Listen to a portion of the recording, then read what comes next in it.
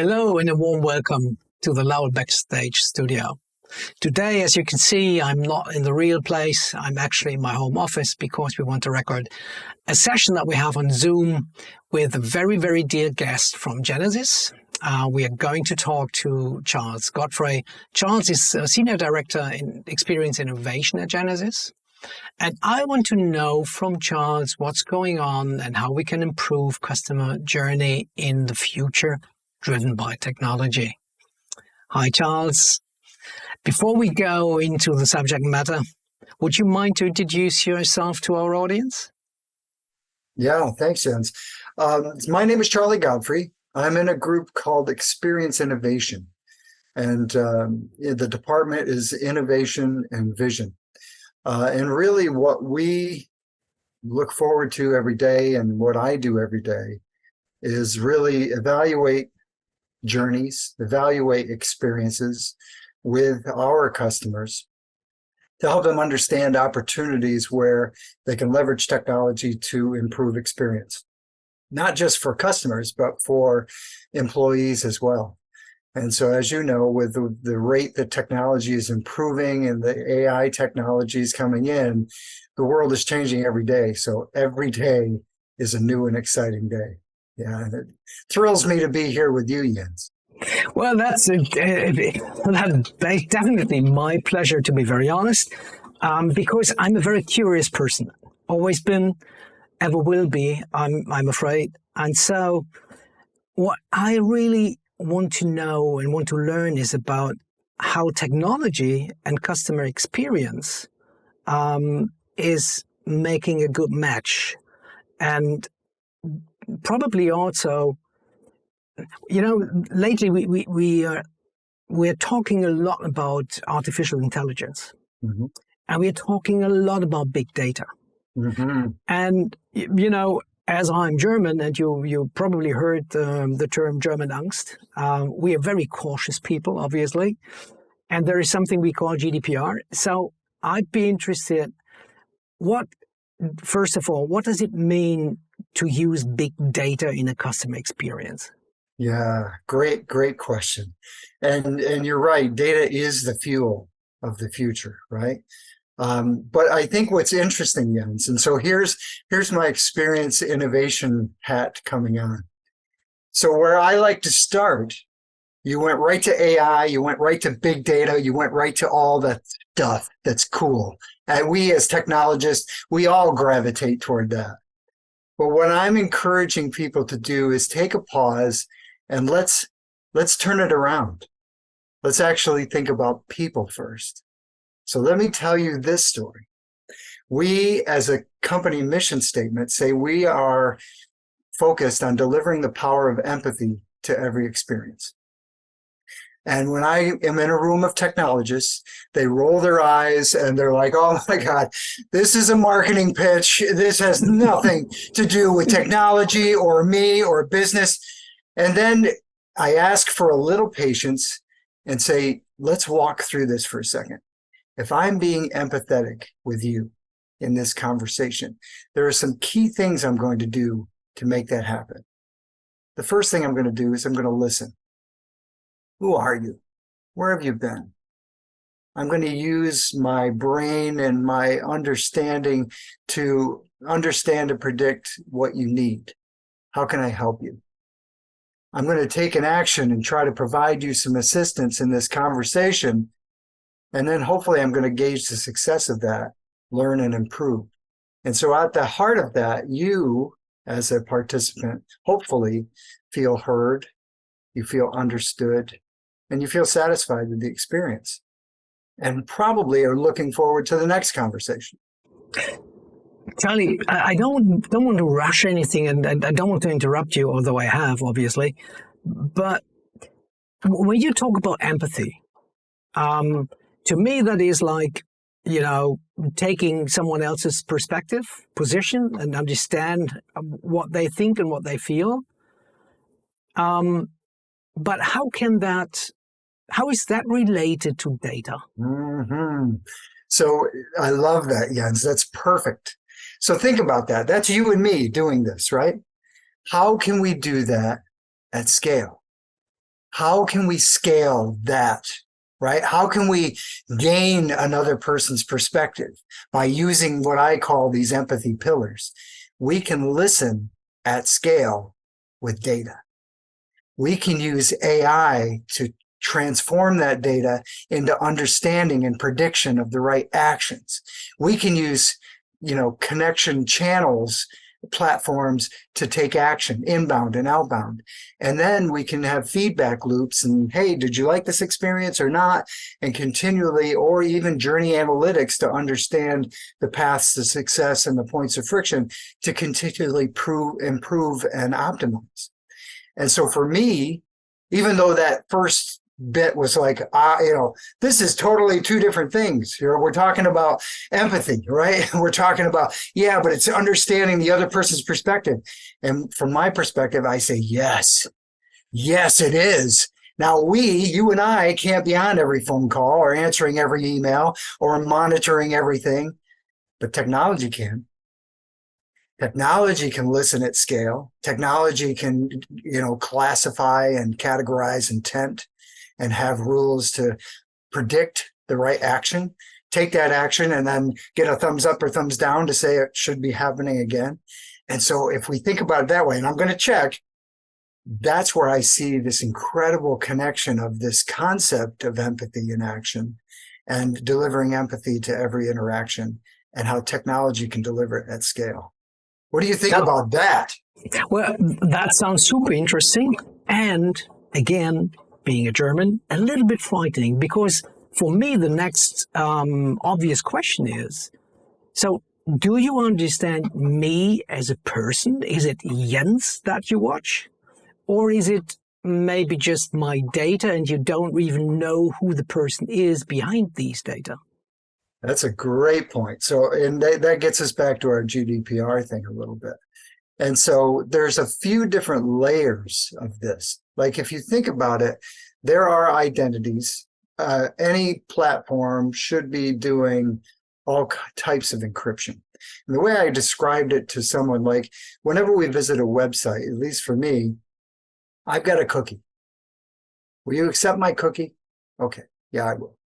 Now that cookie is some GUID thing that's like this, and I'm an unauthenticated user. You don't know who I am, but you know this object of what I am. And you know what this object is doing on the website.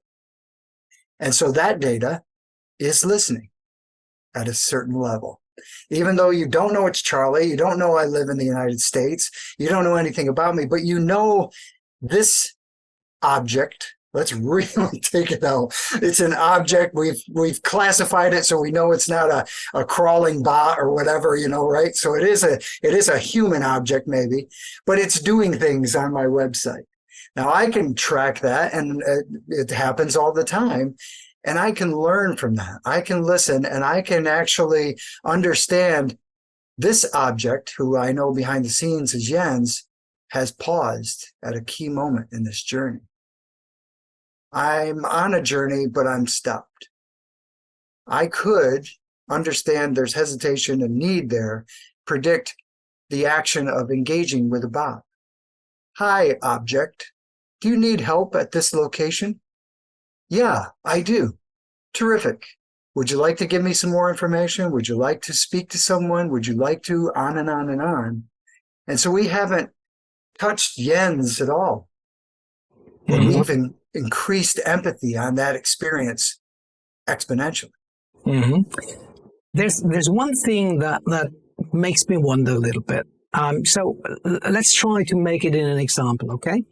Let's just imagine for a second I'm a customer of Lowell. Yeah. And I go to Lowell's webpage because I have maybe some business that needs to be executed on that page. But first of all, I want to look around because I'm not really sure if I want to use that payment portal or whatever it is. And next time I have the feeling I should maybe take care about the issues that I have to solve, but I go back on my tablet. So the object can't be the same, right? First time it was a laptop, second time it was a tablet. So how do you, Session. okay.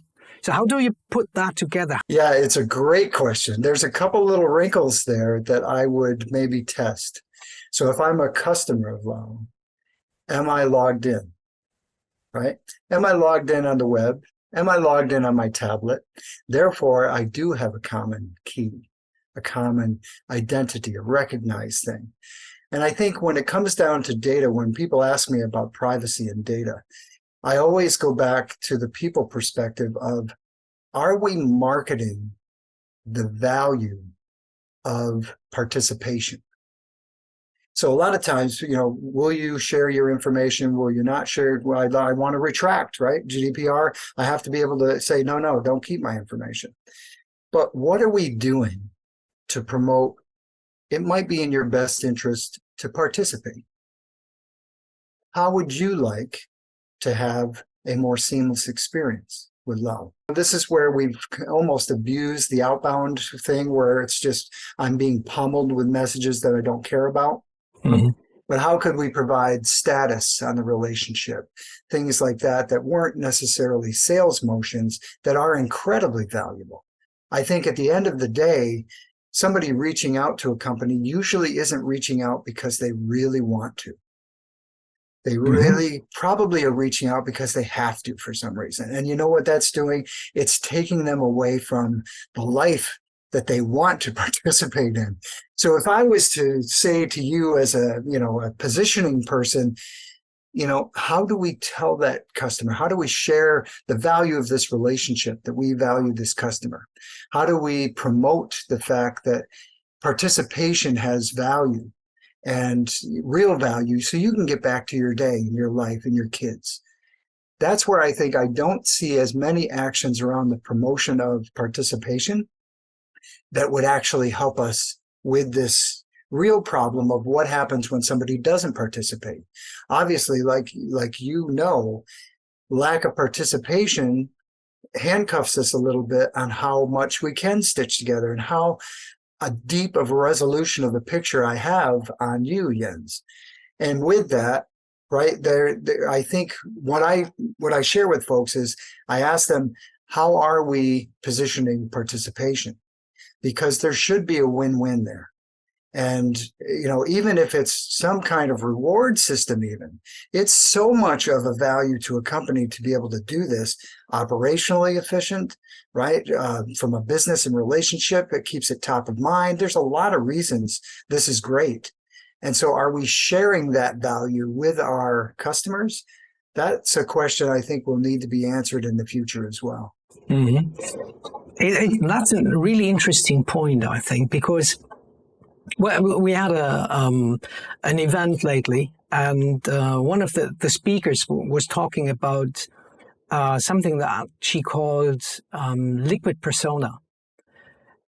That actually says you can't cluster like we did in the past, because the cluster of it's always not really exact. So what you have to find out is what the person you're in touch with in that very moment might want. And that is still a little bit what makes me wonder, right? Because that looks like kind of magic. So how does it work? How do you create a customer journey based on only the knowledge of, okay, the person has logged in on a tablet. The person is probably located, I don't know, in the Western Hemisphere, and the person is obviously speaking German. Yeah. So that's where it starts, right? Yeah. And how does it continue from there? And I love this, Jens, because I don't think it is an evolving thing in that journey. It's a classification in real time, the way I see it, right? It's like, I'm going to have this picture of 3 data points on Jens. That's all I know. Now I can, to your point, I love the word you said, probably, right? It's statistics, probability, all plays a role in this. If we're using big data to look at journeys at scale, there are common flows, right? There's no way for us, you and I, to grab those out of millions of experiences, but systems certainly can. So we use journey analytics to give us the insights on the probably. How probably is it? Regardless of where this person is, when they go here, the next step is going to be here and the next step is going to be here. And then they take that next step or they don't. Then, for us, we think about, oh my God, the math associated with this, every little variation. Oh my God, there's no way anyone would be able to do this. And you're right. Anyone can't do it. But big data AI systems can do a pretty good job getting getting close. And we don't have to get to the granularity that we see on this screen. We can get to a certain level of granularity and then have the conversation even with a bot. Hi, I see you're here. Are you doing something?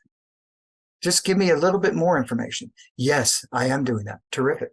My granularity and resolution just got a little bit clearer, right? I still don't know Jens yet, but I'm moving down, right? And the bot can, take those intents and then realize I'm on a different journey. I'm on a different path.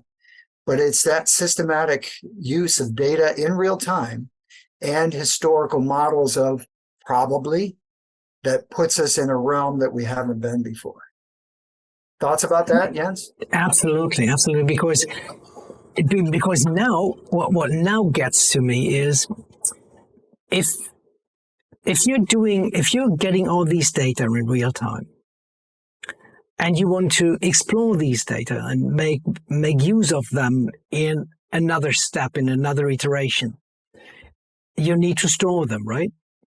At least for a specific amount of time. Mm-hmm.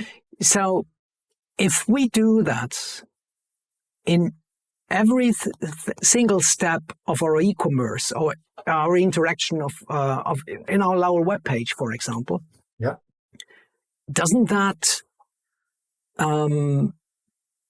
demand a massive amount of storage? It's interesting. So you can tune, you process it and you create these models. And then if something follows the existing model, it just becomes a reinforcement of a line, right? If you think about sand key diagrams and things like that, there's point A, point C, this, and a lot of them will follow. I remember that if you hadn't seen the documentary on Cambridge Analytica, you're right, the big data, classic big data, gone bad. They really had archetypes. And, in that project, there were only like 28 different archetypes. Don't quote me on the number, but it wasn't huge. Mm-hmm. And think about that, right? Millions and millions and millions. So when you think about storage, you're really storing at the 28 archetypes level, not the millions. So once you start to put these into patterns, then it becomes a little different. It depends, though, I will say, on, what analysis you're doing, right? If you want to surface to a representative Jens' experience, Jens' history with the company, obviously you need a different level of storage for that picture. So it depends on the picture you're painting, I think, as far as the storage capability. But that's kind of where you could do an awful lot of analysis on billions and billions of records without having enormous storage if you're looking at it from a behavioral perspective. So in my words, I try to get my head around it, right? Actually, I grew up as a journalist, so to speak, in my business life. And so I'm someone who's focusing on words and not so much on numbers. Whenever it gets to numbers, I have my issues. So, however, let me try to get my head around it. So what you're telling me is that all the processes that are going on when we interact as a person with a machine, what we do is we try to build models, and the rest of the data can then be just deleted because you don't need it. Once you have a model, you can delete the rest. And what happens then the next time is if there is a new information that makes sense to add to that model, you do that, but forget about the rest. Is that what you're saying? Yeah, that's a good way to summarize it, Jens. Yeah. And that first scenario that we talked about of engaging with you in real time as an unauthenticated user, that kept no data at all, right? So there are times when we look at it that we only keep data for the session. Now, you can determine what that session is, whether it's just the digital property. Is it the digital property extending to the bot? Is it the digital property extending to a live resource? That could be a session. You keep it, you flag it as a B, Q journey, and you put it away, right? And then the next person comes through and it's an A, C, Z journey, and you put that away, right? That's one technique. So then there's obviously there's a next question. Just let's assume for a second that me, Jens, knows that I have business with Lowell for a couple of weeks or month. Yeah. So maybe I want you to keep my information so it's easier for us to interact the next time. So it's my decision, obviously, so that has nothing to do with GDPR because obviously I consent, it's my free will. Yes. But would it be correct to say in that moment when you create a profile of that Jens who has allowed to do that, is still building on these, 28 archetypes, and there's only so much information added that you can identify me as Jens? I think, Jens, it goes back to, it depends on what picture we want to paint. If we want the next time you come in as a participant, and it goes back to that consent, right? You have consented. You know what? I understand the value of participation. And I expect, because of that, you're going to know who I am when I call in. You're going to know where I've been. You're going to know what's going on. That's my expectation. That's the promise. And to do that, I do need to keep more data about you so that I can surface it to a representative to say, this is Jens, this is where he's been, this is what his business is today, right? Maybe this is the opportunity to expand the relationship, make him aware. That's fine, right?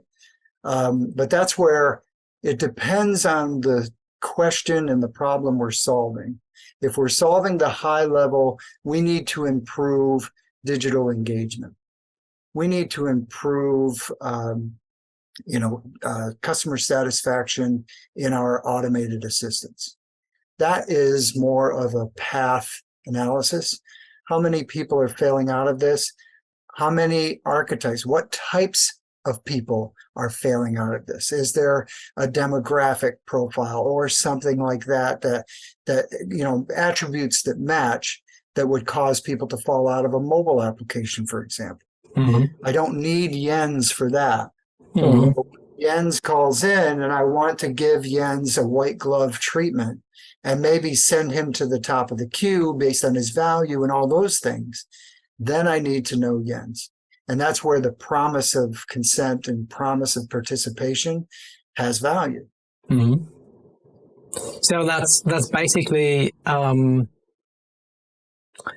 you don't have to know me, you only have to understand my needs and my demand.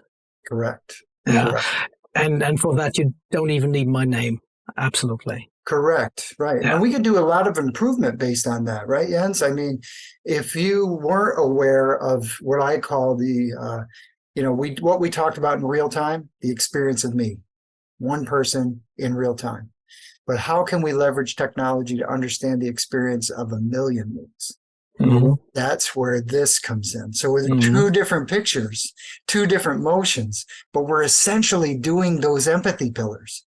We're listening, we're understanding and predicting, and we're taking action, right? In real time and, steering the ship and the direction of the experience. That's why I start with those empathy pillars. Everybody rolls their eyes.